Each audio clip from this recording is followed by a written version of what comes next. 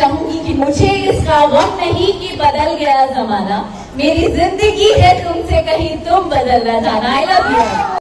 तो जी हाँ बड़े भाई, मैं आप लोग को बता दूं कि एक बार फिर से अक्षरा सिंह पवन सिंह को कर लिए हैं याद। जी हाँ दोस्तों, आप लोगों को ये चीज़ सुन के तो समझ में आ ही गया होगा। आप लोगों को मैं और बताने वाला हूँ इस वीडियो में, वीडियो को लास्ट तक देखिए। दिल से प्रणाम, नवरात्रि की ढेर शुभकामनाएं आप सभी लोगों को। एक बार जयकारा तो बिल्कुल बनता है स्टेज पे, यहाँ रहे, बॉम्बे रहे, दुनिया की किसी कोने में रहे भाई, अपना संस्कार अपनी मिट्टी नहीं छोड़ने वाले हैं। बोलिए साचे दरबार की नमः पार्वती पतये हर हर महादेव।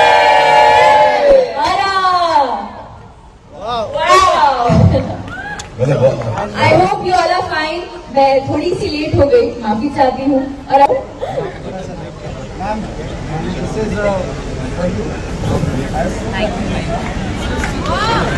का ये प्रॉब्लम है मुझसे कि हमेशा इस तरीके का गाना क्यों गाती हो, क्यों नहीं हमारे लिए भी प्यार वाला गाना डेडिकेट करती हो। हम अच्छे भी हैं भाई, तो उनके लिए